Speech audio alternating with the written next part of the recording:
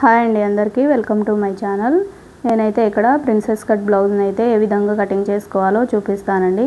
చాలా ఈజీగా అయితే మనము కటింగ్ అయితే చేసుకోవచ్చు. కేవలం 10 నిమిషాల్లో అయితే మీకు కటింగ్ అయితే చూపిస్తాను. ముందుగా మనం లైనింగ్ క్లాత్ ఉంటుంది కదా, లైనింగ్ క్లాత్ని ఈ విధంగా మధ్యకి 4 ఫోల్డింగ్లుగా అయితే ఫోల్డ్ చేసుకోవాలి. ఈ విధంగా మడతలు ఉన్న సైడు మన సైడ్ పెట్టేసుకొని, ఓపెన్స్ ఉన్న సైడు మనకు ఆపోజిట్లో పెట్టుకొని 2 మడతలుగా అయితే చేసుకోవాలి. ముందుగా ఇక్కడ వేస్ట్ క్లాత్ కటింగ్ కోసం అయితే 1 లైన్ అయితే మార్క్ చేసుకుంటున్నాను. అదేవిధంగా ఇంకో 1/2 ఇంచు గ్యాప్తో ఇంకో లైన్ అయితే మార్క్ చేసుకోవాలి. మనకు హెమ్మింగ్కి కానీ అదేవిధంగా పైపింగ్కి కానీ ఉండేలాగా చూసుకొని 1/2 ఇంచుకి అయితే మార్కింగ్ చేసుకోవాలి. ఇక్కడ నేను బ్లౌజ్ లెంత్ అయితే 13 ఇంచులను అయితే పెట్టుకుంటున్నాను. ఆ 13 ఇంచులకి ఇంకో 1/2 ఇంచు కలుపుకొని 13.5కి అయితే మార్కింగ్ చేసుకున్నాను. అదేవిధంగా ఇక్కడ నడుము లూజ్ వచ్చేసి నేను 7.5కి అయితే మార్కింగ్ చేసుకుంటున్నాను. మీ బ్లౌజ్ ఎంత అయితే లూజ్ ఉందో అంత లూజ్ పెట్టుకుంటే సరిపోతుంది. అదేవిధంగా ఇక్కడ చెస్ట్ లూజ్ వచ్చేసి 32 ఇంచెస్ అండి. ఈ 32 ఇంచెస్లోంచి 4వ భాగాన్ని అయితే మనం తీసుకోవాలి.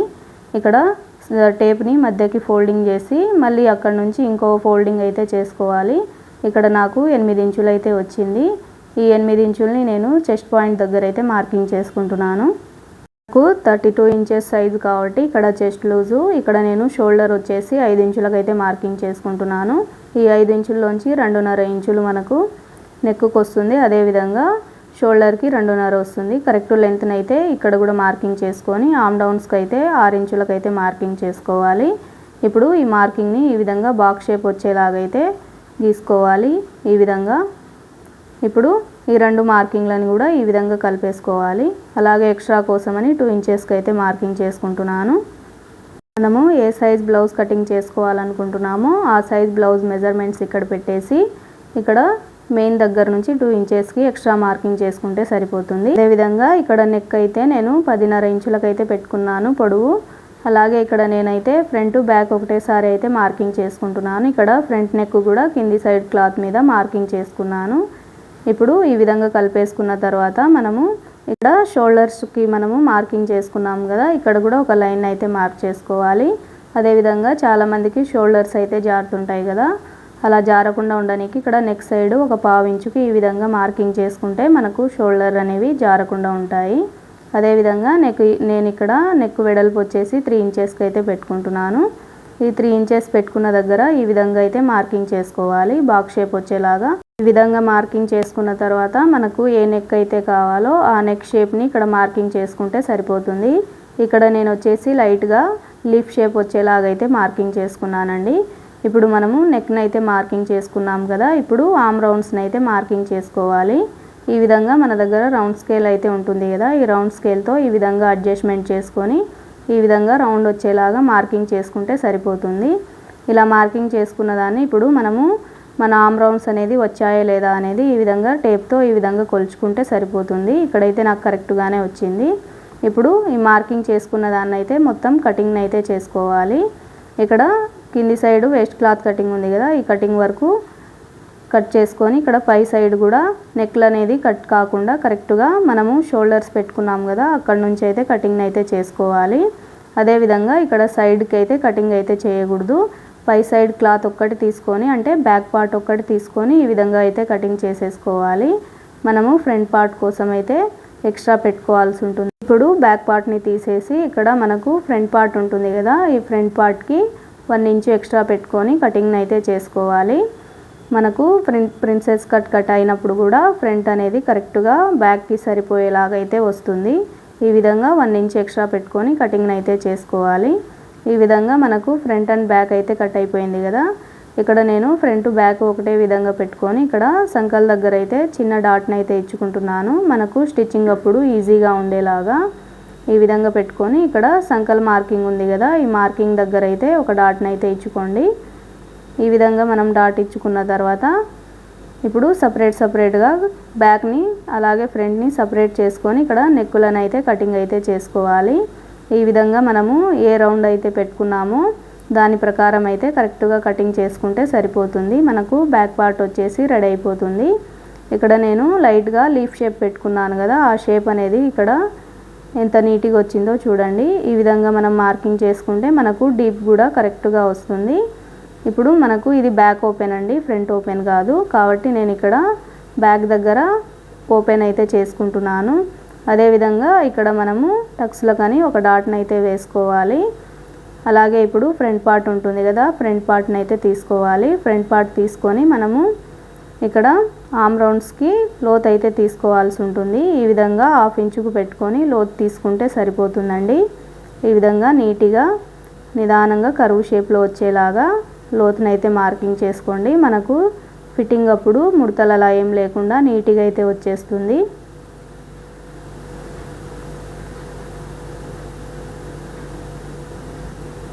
అలాగే ఇక్కడ మనకు ప్రిన్సెస్ కట్ కటింగ్ కోసమని ఆర్మ్ రౌండ్స్ దగ్గర నుంచి 2 ఇంచెస్కి అయితే లోపలికైతే మార్కింగ్ చేసుకోవాల్సి ఉంటుంది. అదేవిధంగా ఇక్కడ నేను కటింగ్ కోసం అయితే మనకు ఫోల్డింగ్ ఉన్న సైడ్ నుంచి 2.5 ఇంచులకు అయితే తీసుకుంటున్నాను. ఈ 2.5 ఇంచుల తర్వాత మనకు ఇక్కడ మధ్యలో గ్యాప్ వచ్చేసి 1.5 ఇంచులకు అయితే మార్కింగ్ చేసుకుంటున్నాను. అదేవిధంగా మనకు ఈ కటింగ్ లెంత్ వచ్చేసి 4 ఇంచులకు అయితే పెట్టుకోవాలి. అలాగే మనము కింది సైడు హెమ్మింగ్ కోసమని 1/2 ఇంచు పెట్టాము కదా, అది కలుపుకొని 4.5 ఇంచులకు అయితే మార్కింగ్ చేసుకోవాలి.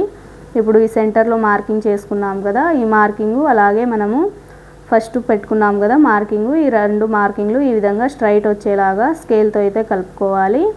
ఇప్పుడు ఆ సెంటర్ నుంచి ఇక్కడ మనము ఆర్మ్ రౌండ్స్ దగ్గర అయితే మార్కింగ్ చేసుకున్నాం కదా, ఈ మార్కింగ్కి ఈ విధంగా రౌండ్ వచ్చేలాగైతే మార్కింగ్ చేసుకొని, అదేవిధంగా సెంటర్ నుంచి ఇంకో మార్కింగ్ ఉంది కదా, ఈ మార్కింగ్కి ఈ విధంగా ఎస్ షేప్ వచ్చేలాగైతే మార్కింగ్ చేసుకోవాలండి. ఈ విధంగా నిదానంగా మనకు ఎస్ షేప్ వచ్చేలాగైతే మార్కింగ్ చేసుకుంటే మనకు ఫ్రంట్ చెస్ట్ భాగం అనేది నీట్గా వస్తుందండి స్టిచ్చింగ్ అయిన తర్వాత. అదేవిధంగా ఇక్కడ ఆర్మ్ రౌండ్స్ దగ్గర ఒక 1/2 ఇంచు గ్యాప్తో ఈ విధంగా అయితే మార్కింగ్ చేసుకోండి. మనకు కరెక్ట్గా వచ్చేస్తుంది ఆర్మ్ రౌండ్స్ కానీ, అదేవిధంగా కట్ అనేది కూడా నీట్గా వచ్చేస్తుంది. అదేవిధంగా ఇక్కడ ఫ్రంట్ పార్ట్లో మనకు నెక్ షేప్ కోసమని పైన 2.5 ఇంచులకు అయితే తీసుకున్నాను. అదే కింది సైడు డీప్ కోసం వచ్చేసి 2.75 అయితే తీసుకున్నానండి. మనకు ఫ్రంట్ భాగం అనేది మరీ డీప్ లేకుండా 2.75 పెట్టుకుంటే సరిపోతుంది. అదేవిధంగా బ్యాక్ సైడ్ మనము లైట్గా లీఫ్ షేప్ పెట్టుకున్నాం కదా, ఫ్రంట్ కూడా అదేవిధంగా లీఫ్ షేప్ని అయితే పెట్టుకున్నాను. ఇప్పుడు ఈ మార్కింగ్ చేసుకున్న దాన్ని మొత్తం ఇలా నీట్గా కటింగ్ అయితే చేసుకోవాలి.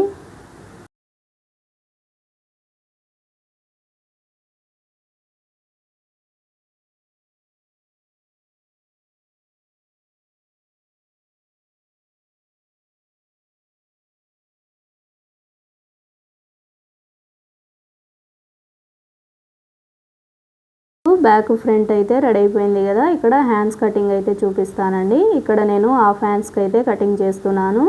ఇక్కడ మనకు మిగిలిన క్లాత్లో అయితే ఈ విధంగా హ్యాండ్స్ అయితే వచ్చేస్తాయి.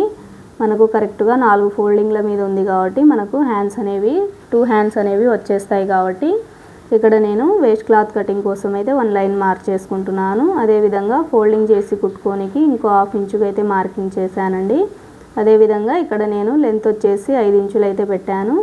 ఈ 5 ఇంచుల దగ్గర నుంచి 2.5 ఇంచులకు అయితే ఆర్మ్ డౌన్స్కి అయితే పెట్టుకున్నాను. అదేవిధంగా హ్యాండ్ లూజ్ వచ్చేసి 5.5 ఇంచులకు అయితే పెట్టాను. మనకు ఆర్మ్ రౌండ్స్ లూజ్ వచ్చేసి 7.5 ఇంచులు కదా, ఈ 7.5 ఇంచుల్లోంచి 1/2 ఇంచు తీసేసి 7 ఇంచులకు అయితే మార్కింగ్ చేసుకోవాలి. ఇప్పుడు మార్కింగ్ చేసుకున్న దాన్ని ఈ విధంగా కలిపేసుకొని 2 ఇంచెస్కి ఎక్స్ట్రాకి మార్కింగ్ చేసుకోవాలి. అలాగే మనము ఆర్మ్ రౌండ్స్ దగ్గర 1 మార్కింగ్ చేసుకున్నాం కదా, ఆ మార్కింగ్కి స్ట్రైట్ లైన్ వేసుకొని ఈ విధంగా మనకు కర్వ్ వచ్చేలాగా లెంత్ దగ్గర నుంచి ఆర్మ్ డౌన్స్ దగ్గరికి ఇలా హ్యాండ్ షేప్ వచ్చేలాగా అయితే కటింగ్ చేసుకోవాలండి.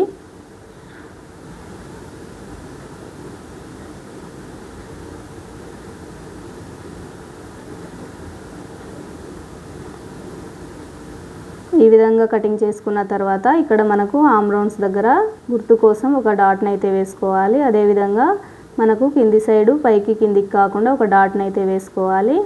అలాగే సెంటర్కి ఒక డాట్ వేసుకొని ఇక్కడ లోతు కోసమని 1/2 ఇంచుకి ఈ విధంగా కరువును అయితే తీసేసుకోవాలి.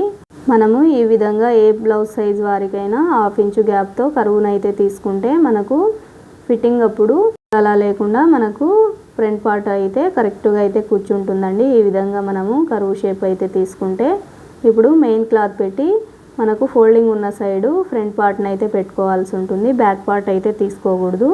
బ్యాక్ పార్ట్ వచ్చేసి ఓపెన్ సైడ్స్ తీసుకున్నా మనకు సరిపోతుంది, కాబట్టి ముందుగా మనము ఫ్రంట్ పార్ట్నే తీసుకోవాలి. నేనైతే ఇక్కడ 10 నిమిషాల్లో మీకు ప్రిన్సెస్ కట్ బ్లౌజ్ని అయితే చూపించాను కదా. ఈ వీడియో నచ్చితే చిన్న లైక్ అయితే చేయండి.